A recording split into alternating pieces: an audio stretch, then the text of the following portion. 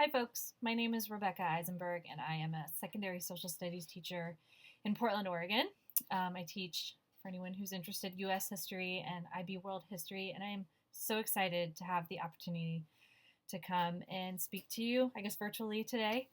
So thank you for watching my video, and hopefully you find that it is helpful. So I am going to be talking about building relationships with diverse families and trying to navigate conversations or situations as they arise with diverse families that might be complicated or involving sensitive topics.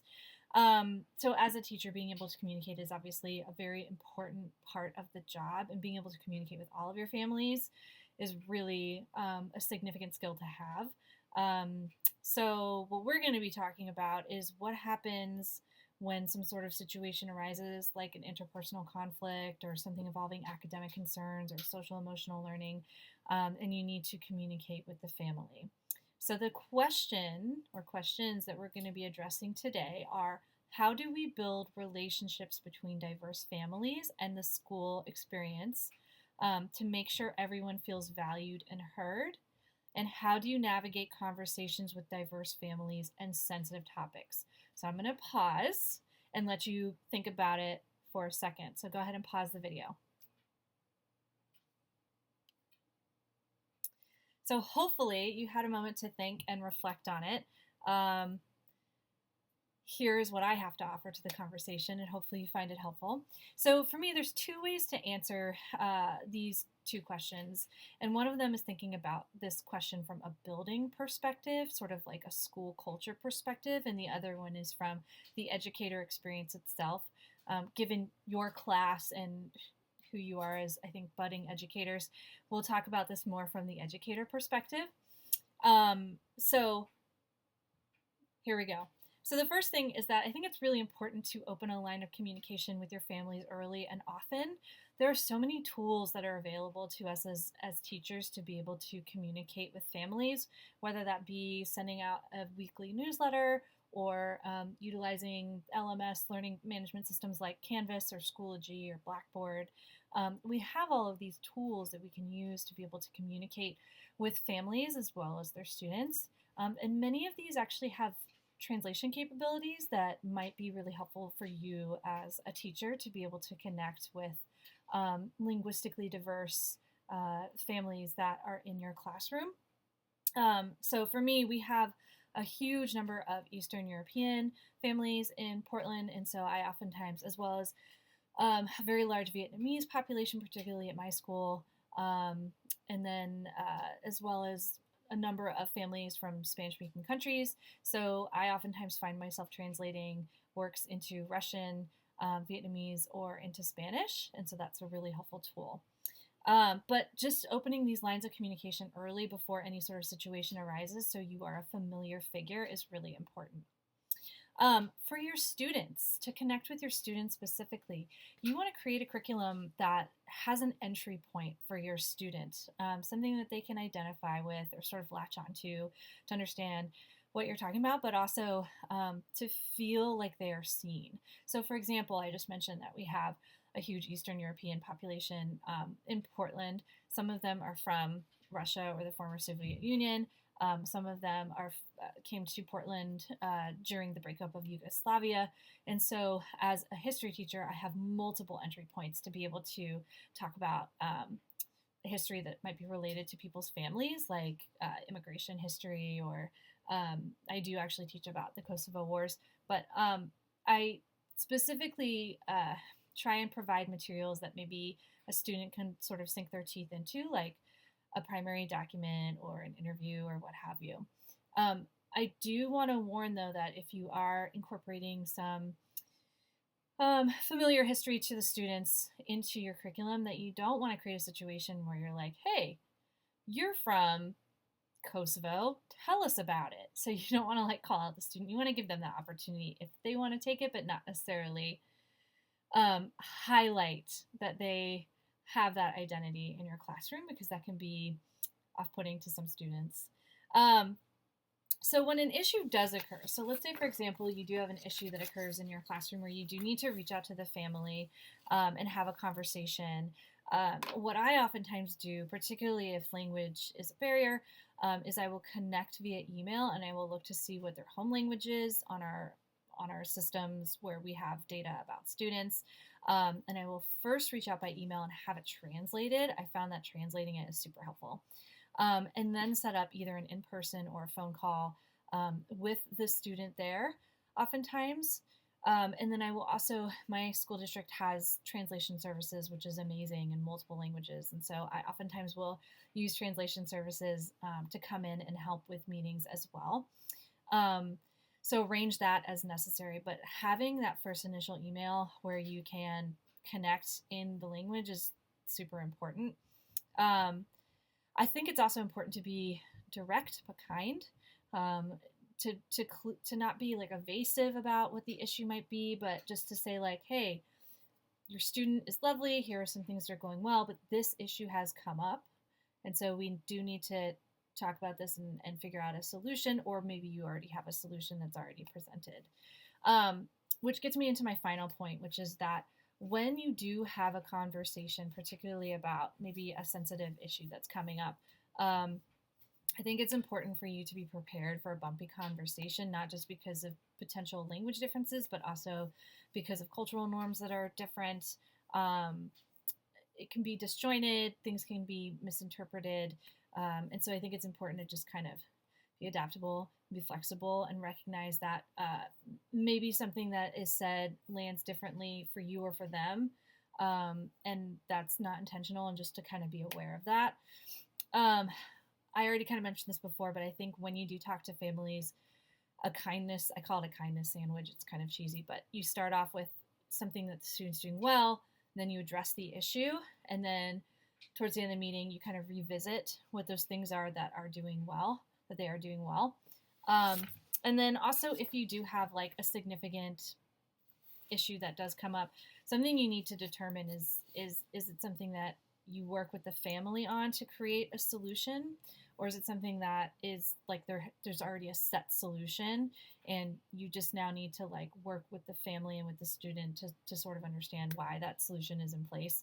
So I'm thinking of like the difference between like an academic violation versus maybe like trying to think of like cultural faux pas is not really the best way to describe it, but if there's some sort of like disjointed communication that's going on that's creating conflict, then maybe you can work with the family to kind of work through that. So anyways, that is what I have to offer on the question. Hopefully you found that helpful. A reminder, the questions were, how do we build relationships between diverse families and the school experience to make everyone feel valued and heard? And how do you navigate conversations with diverse families and sensitive topics? So just to kind of recap, communicate early and often to create a relationship or to at least become familiar. Create curriculum entry points for your students so they feel like they are visible in your classroom. When an issue does occur, make sure you have very clear lines of communication and are using the tools that are available to you as an educator. Thank you so much for listening. Good luck with your class.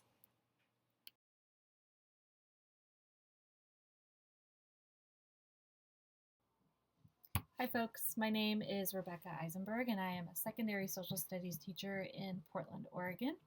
I teach U.S. history, ethnic studies to freshmen and IB world history to mostly juniors, but with a sprinkling of seniors as well. And I am here to talk to you about managing different cultural ideas, expectations, and behaviors in your classroom, particularly if there's some sort of like an issue or misinterpretation that happens. So there's definitely cultural collisions that happen in teaching. Some that I've personally come across is dealing with plagiarism, for example, with groups of students that maybe come from countries that have more of a collective society and culture as opposed to like an individualistic society and culture, and there are different sort of standards for what constitutes plagiarism. So I've definitely had to navigate that in my own classroom. I've definitely also navigated positionality of power as well as an educator with some families. So I'm going to talk about that. I'm going to talk about how I approached it as an educator, classroom educator. So the question is, how do you manage different cultural ideas, expectations, and behaviors, especially ones that can be misinterpreted? So I'm going to go ahead and pause, give you a second to think about it. So go ahead and pause your video right now, talk about it, think about it, and then I'll answer.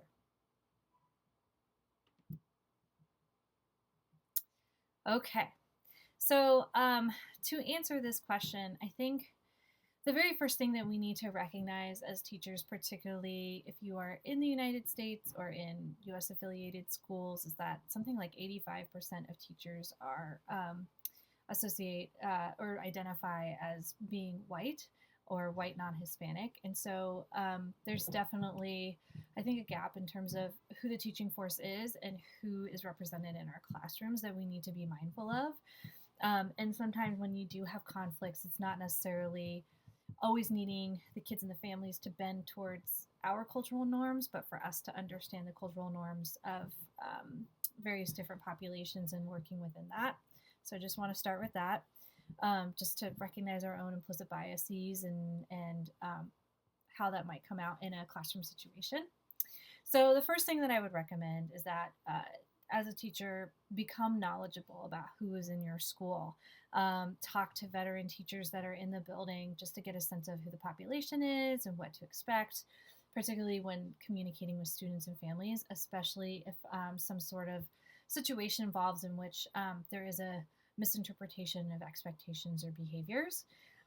So talk to veteran teachers.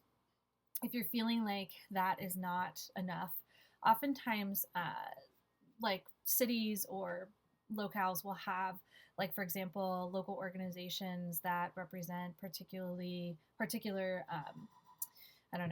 populations. Like, for example, in Portland, we have, in one of our suburbs, we have a very large Somalian population, and there are sort of local nonprofits that work with Somalian families, and so you can learn a lot about cultural expectations and behaviors and beliefs by working with those organizations.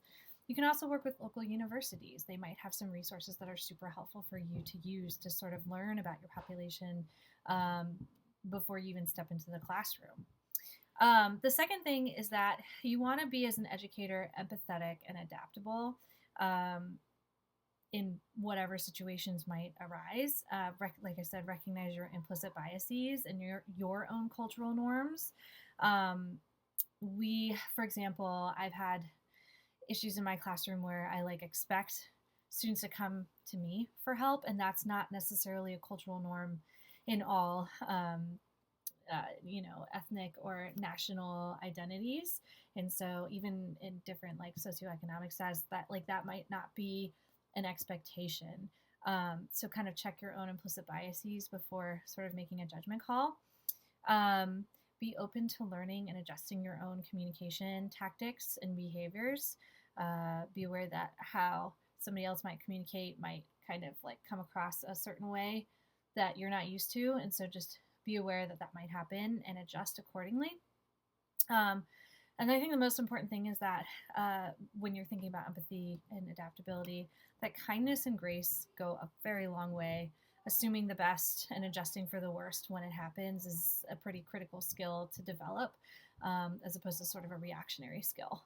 The third thing I have is to determine if there's a situation that arises about clashing cultural norms or expectations or behaviors, to determine if it's a learning opportunity for the student or a learning opportunity for you as an educator. There's definitely been situations where I've been the one who needs to learn and adapt, but there's also been situations where it was a good learning experience for students. For example, if a student sends an email that's kind of a little off-putting, as a teacher, I can use that as kind of a learning experience for that student, also teaching them self-advocacy skills and whatnot. So I think it's really important for us to recognize if there is a situation where there's a misinterpretation or there's sort of a cultural collision, whether or not it's a learning opportunity for you, for the student, or maybe for both. And again, a lot of that comes from knowledge from veteran teachers or sort of your own experience. So anyways, just to revisit the main points, the questions that we were dealing with was, how do you manage different cultural ideas, expectations, and behaviors, especially ones that can be misinterpreted? And I talked about becoming knowledgeable of the populations, becoming empathetic and adaptable, and most importantly, kind of allowing kindness and grace to win out. And then to determine if this is a learning opportunity for you, the student, or both. So thank you so much for listening. Hopefully this was helpful, and good luck with your class.